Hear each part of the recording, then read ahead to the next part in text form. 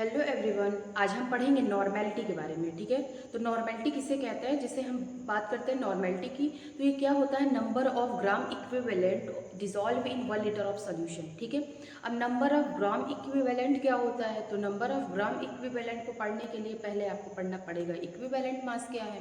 तो चलिए देखते हैं। जैसे अगर हम नॉर्मेलिटी की बात करें, ठीक है, या हम नॉर्मेलिटी की बात करते हैं, तो ये नॉर्मेलिटी, ठीक है, normality number of gram equivalent, ठीक है, number of gram equivalent weight जो होता है आपका divided by 1 litre of solution. ठीक है, 1 लीटर ऑफ सोल्यूशन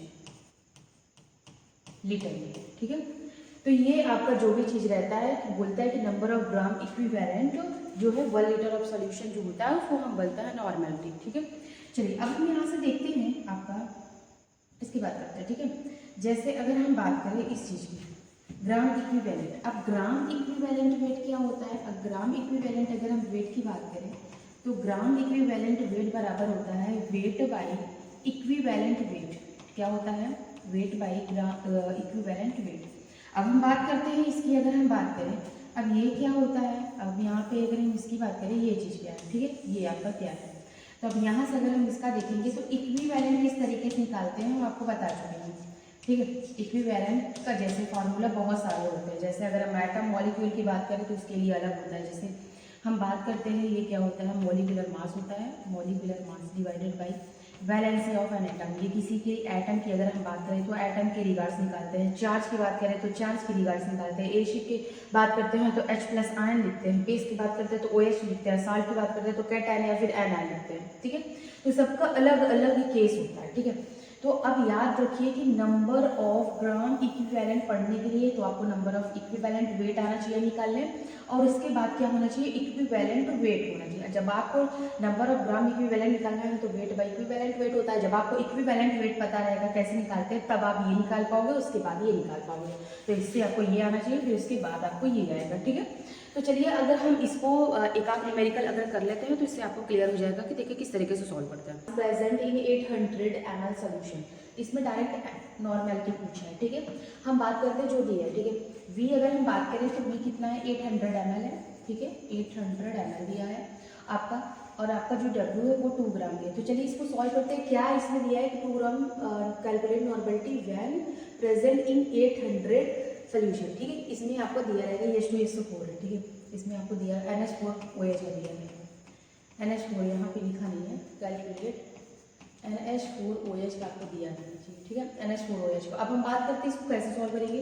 सबसे पहले इसमें हम मॉलिक्यूलर मास निकालेंगे। ठीक है, मॉलिक्यूलर अगर मास बात करें तो 14, ये हो जाएगा 4 + 16, ये हो जाएगा 1। बात करेंगे तो ये 18 + 16 + 1। अब बात करेंगे इसकी तो ये हो जाएगा 35। ठीक है, मतलब ओवरऑल जो आएगा 35 आएगा मॉलिक्यूलर मास। ये मॉलिक्यूलर मास निकालिए। अब सबसे पहले क्या करना है, देखिए यहाँ पे सबसे पहले आप इक्विवेलेंट वेट निकालिए। इक्विवेलेंट वेट कैसे निकालेंगे, यहाँ पे हम जैसे बात करते हैं। ठीक है, अब इक्विवेलेंट एक तरीके का है, जैसे हम बात करें अमोनियम हाइड्रोक्साइड है तो यहाँ पे देखेंगे इक्विवेलेंट वेट 35, OH कितना है इसमें? 1 ही है, OH 1 ही है, वो डोनेट कर रहा है तो ये 35 इक्विवेलेंट वेट ही आएगा। मतलब बेस था तो बेस में हम देख रहे हैं ये 35 ही आ रहा है। अब ग्राम इक्विवेलेंट वेट कैसे निकालेंगे? अब ग्राम इक्विवेलेंट निकालने का फार्मूला आपको पता है। ग्राम इक्विवेलेंट कैसे निकालते हैं? तो ग्राम इक्विवेलेंट निकालने के लिए आपको पता होना चाहिए कि जैसे यहाँ पे क्या है 35 क्या आया है, वेट कितना दिया है? 2 ग्राम। तो वेट वाई होता है तो यानी वेट 2 ग्राम है, और ये कितना है? 35। ये आ गया ग्राम इक्विवेलेंट। अब यहाँ से आप क्या कर लोगे? नॉर्मेलिटी आराम से निकाल लोगे। तो नॉर्मेलिटी क्या होता है? ग्राम इक्विवेलेंट वेट, यानी ग्राम इक्विवेलेंट ये 2/35 है डिवाइडेड बाई 800 ml। ml में इसको क्या करिए आप? लीटर में बनाइए। ठीक है, तो 20 से कैंसिल आउट, इसको सॉल्व करिए, नहीं 2/35। ठीक है, और ऊपर जाइए 10/8। ठीक है, ये हो जाएगा, इसको काट दीजिए 4 से। ठीक है, अब इसको काटेंगे तो ये हो जाएगा 5। ठीक है, ये हो जाएगा 2। अब इसको सॉल्व करिए, नहीं 5/70। अब आगे इसको सॉल्व करेंगे तो ये हो जाएगा आपका 0.007। तो ये आ जाएगा आंसर। मतलब नॉर्मेलिटी, इसमें हम आपको ये न्यूमेरिकल आपको ऐसा बता दिए, मतलब ये क्या है, इक्विवेलेंट वेट कैसे निकालते हैं प्रीवियस वीडियो में हम आपको बता चुके हैं, और ग्राम इक्विवेलेंट, फिर उसके बाद नॉर्मेलिटी आती है। तो इस वजह से हम आपको ये बताएं। ठीक है, मतलब H2SO4 का दिया गया।